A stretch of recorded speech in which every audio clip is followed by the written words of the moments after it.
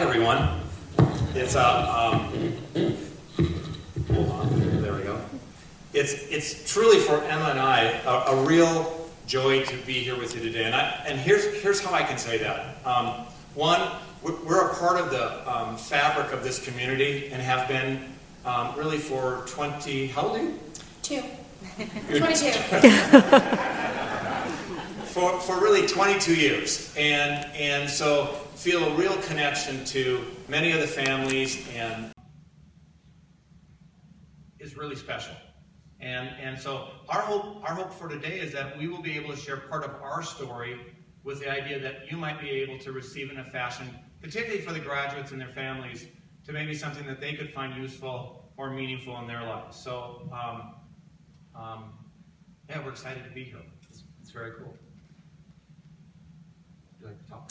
Yeah, so like you just heard, I graduated from Kamiak in 2011, and when I graduated, I went to Seattle Pacific University, and like any typical college student, 18 years old, I had a lot of vision for my life. I knew that there was like a purpose for being here, and I just had a future. I like had this image since I was like 8 years old that I was going to be married when I was 23 with kids at 27. And so I kind of had my life planned out. And one weekend, me and a girlfriend decided to spontaneously take a trip to Pullman to visit friends, and we got a few other friends to go with us. So we took my Jeep, and it was a car full of us. So there were 5 of us, and we went and had a good time with friends. And Sunday morning, April 1st, 2012, we were driving back over the mountains, and I quickly learned that unexpected things happen and our plans don't always work out like we thought or imagined. And at around 7:20, my girlfriend's brother was driving my car, and it hit a patch of ice, went off the road, flipped. Long story short, everyone in the car was fine except for me. The roof completely crushed and hit my head, broke my neck at the C6 level, which is the cervical level, which is pretty high up in your neck. So I lost all function and feeling from my chest down. I have no use of my hands, and I get to spend the rest of my life in a wheelchair. Dealing with issues every day. New issues come up, and I just have the same issues every day too. And so I spent about a little less than 4 months at Harborview, which if you don't know, that's like the trauma center in Seattle. In the first month of that, I was in the ICU fighting for my life. Just trying to survive. 50 days of that, I was on a ventilator, which is a breathing machine because I couldn't breathe on my own. And being on a ventilator meant I couldn't talk, eat, or drink. And then the last 2 months of my hospital stay were spent just trying to like relearn how to like get around in the world using a wheelchair, and relearning the most basic functions like brushing my teeth or like rolling over in bed, trying to learn how to like get dressed, which I have yet to master by myself, and just things that used to be second nature that are so difficult for me to do now. But I'm going to go back to the 3rd day I was in the hospital. So immediately after my accident, they intubated me. So they put a tube down my throat, down into my lungs, that was hooked up to a machine that would breathe for me. And on the 3rd day, they told me they were going to take it out. They were going to extubate me. And I was so excited. This meant I was going to be able to talk. I hadn't talked in 3 days. I was going to be able to drink, eat, and I kind of thought, oh, I'm going to recover. Like, things are getting a lot better. So they extubated me, which is an awful memory, like thinking about a tube coming out of your lungs, up your throat, out your mouth, was just disgusting and awful. But once it was done, I was so happy. I was sitting up, I was with my family, I was talking, I was drinking water, thinking things were really improving. But little did I know my oxygen levels were slowly declining, and within an hour and a half to 2 hours, I was going to be in respiratory failure. So this happens, the doctors come in and they tell me, you need to get re-intubated or you're not going to live. And I tell the doctors, well, then I don't want to live. I would like you to just let me die here. And I don't know, I can't remember whether that thought was just because I was so terrified, whether it was just so awful, the memory of it, the extubation, that I didn't want to be re-intubated, that I just didn't see how my life was going to play out, so I just told them, then that's it, I'm not going to live any longer, please let me die.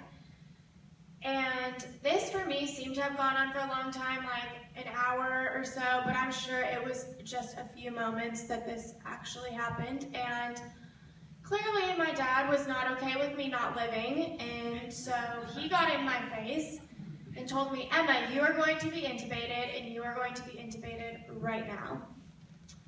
So I, of course, had to listen to my dad. She doesn't listen every time. This time I listened, which was a good time to listen, and so, needless to say, I was re-intubated, and here I am today.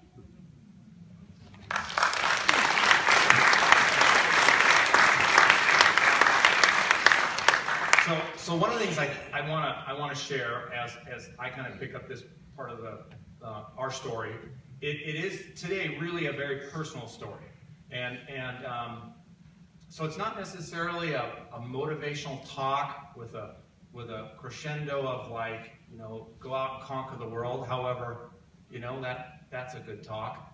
This is one of very personal revelations, and we hope that the thought we leave you with will be something that will resonate with you. So, by the way, that moment Emma described about not wanting to be re-intubated, it was really a very difficult moment, because even at that moment in the intensive care, the doctors and the nurses and the intensivists were trying to figure out, they asked me, how old is she? Well, they knew she was 18, she was of majority, she was able, and so the question was, is she refusing care, and can we force it upon her? And I remember thinking, I'll intubate her.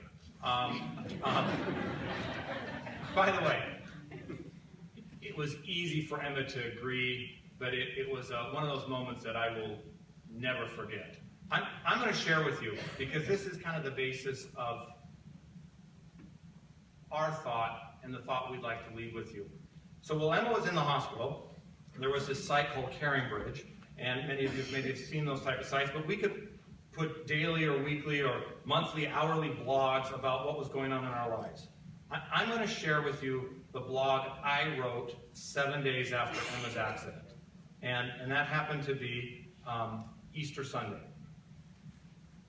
So if you would just be kind enough to bear with me, it should be a minute or two for me to read it. With today being Easter, we're asking that you would all stand with us and Emma in the power of our risen Lord Jesus. It was Easter. My heart breaks for her, and I find myself weeping as I make this entry. I love the title of Tony Campolo's book, It's Friday, but Sunday's Coming. By the way, just on a side note, it's essentially the story of the resurrection of Christ. It's Friday, but Sunday's coming. For me, the title captures the defeat over pain, loss, grief, and all the brokenness that we encounter in this world. On Friday, the world fell dark. Who knew this was just the setting of the stage for Sunday's performance? Well, I really can't fathom it. The scripture tells me faith is the substance of things hoped for, the evidence of things not yet seen. So today's post is with that in mind. Emma's making progress. It's slow and painful, but it is progress. She is regaining more mobility in her arms and has more control over these movements. She successfully yesterday breathed on her own for a brief period of time, and the results of the test to measure her breathing are improving. Physical therapists assisted her in sitting up for a few minutes as well. Everything for her right now, even the smallest things, requires a Herculean effort on her part and completely exhausts her. So the following are the prayer requests for the day. Emma is receiving intensive and what appears to be invasive respiratory therapy. Please pray that her lung functions continue to improve, including the strength to breathe on her own, that infection and/or pneumonia would not set in. It did. And that the anxiety of these intensive treatments would subside. She never refuses any of these sessions and at times reminds us that it's time for another one. Emma is managing significant pain, not only from the injuries, but from the 2 major surgeries to stabilize her neck. The tracheotomy to place the breathing tube for the ventilator is also causing her serious pain. She tells us it really hurts.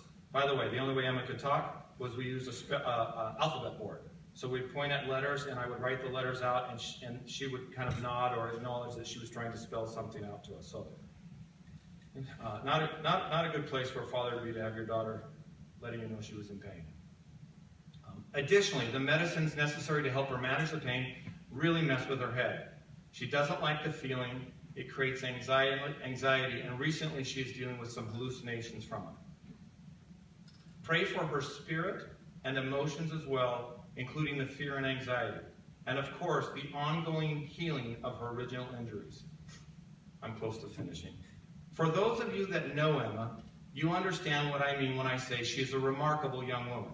As her dad, who probably knows her better than anyone else except for maybe her mom, and who already stands in awe of her, I want to share that I had no idea how remarkable. This is evidenced in countless ways this week as she has expressed an abundance of concern for others in the accident, who are all home, actively been involved in her own care and the decisions being made about that care, allowing her humor to come out for the rest of us, flashing those wonderful expressive eyes, rising to every request while showing a grace and gratefulness beyond measure to everyone. Her dear friend Alex said yesterday to me, Emma is completely and fully here, even though she's really hurt. Yesterday, one of her respiratory therapists, Kurt, who Emma really likes, told me that on his way to work, he was thinking about her and the fact that her spirit seems to soar above everyone else's. So as I sit here feeling completely broken, sure it's a feeling not foreign to maybe everybody in the room, feeling completely broken, please stand with us and Emma in the promise that it's Friday, but Sunday's coming. You know, it was a moment of time, we have about 5 more minutes, it was a moment of time for our family. And again, I want to share this, that I recognize that it is not unique to our family. And the sense of loss or pain or grief is common to the human experience.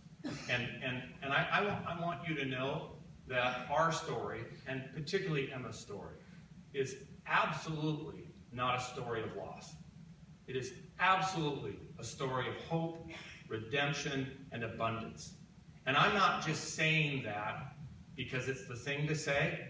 I am telling you that our lives, and her life in particular, have risen to a height that I didn't see in our lives. In fact, at this moment that I'm kind of describing the setting for our family, truly as a father, there was a darkness that had come over me.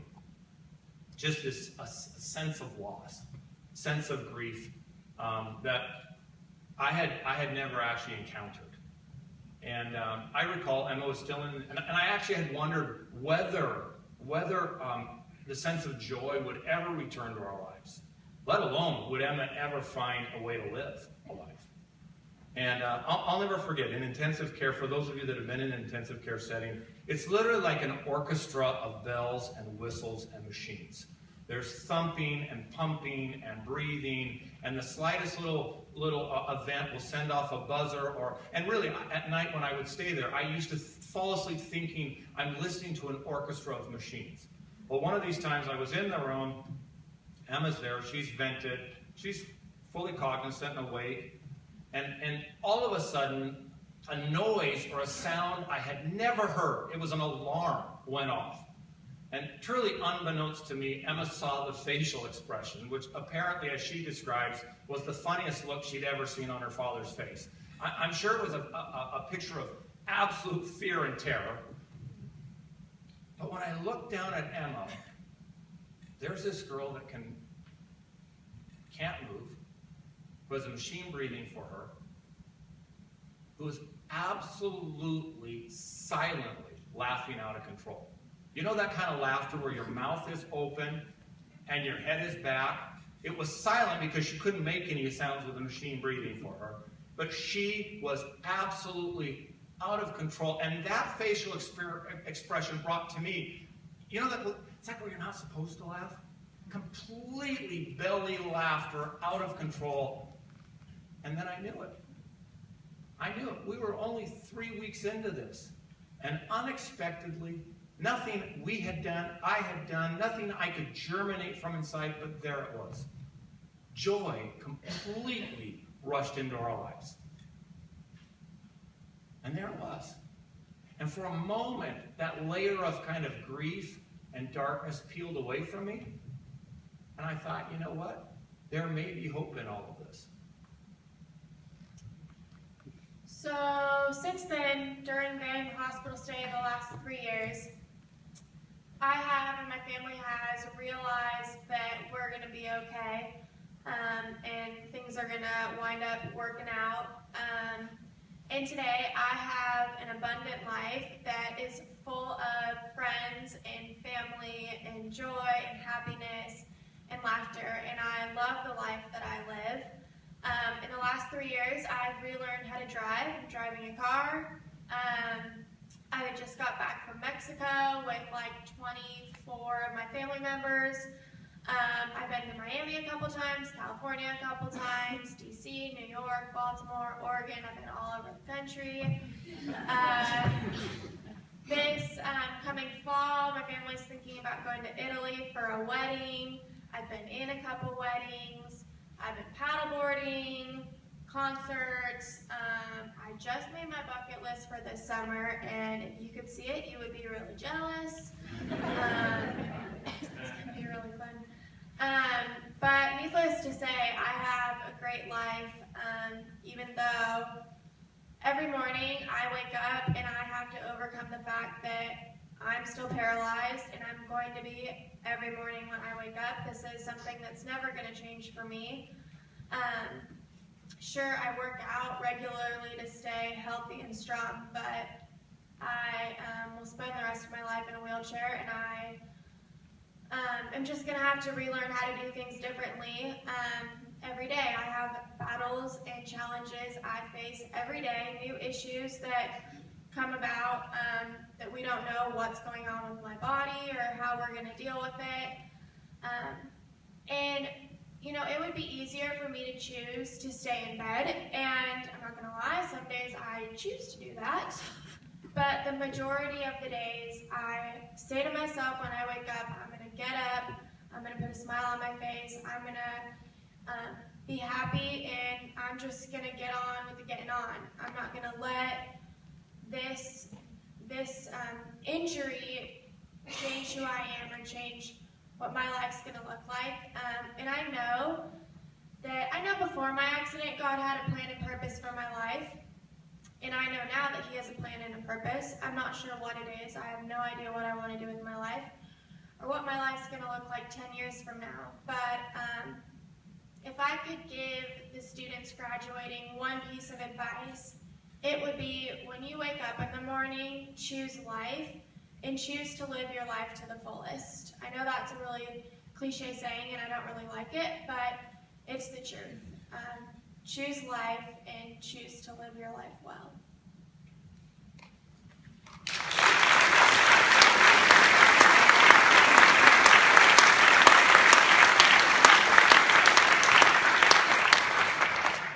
In conclusion, Emma and I talked about this before we joined you today.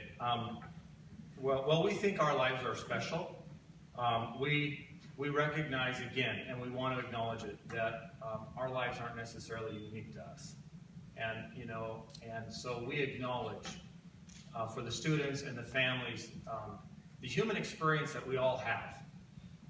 And I think that was the message we wanted to leave with you, is that in our family, particularly in this instance, Emma's the main player on the stage and we're supporting cast. Truly, that choice that she says she makes every day to choose life, and blend that with the mystery of an unexpected joy and grace. And in my life, that would be providence. Another way to say it's God. Really, without having to choose to pull myself up by my bootstraps. But as Tony Campolo said, and as I see it evidenced in my daughter's life every day, and the abundant life that grace has bestowed upon our family, it's this. Remember, it may be Friday, but Sunday's coming.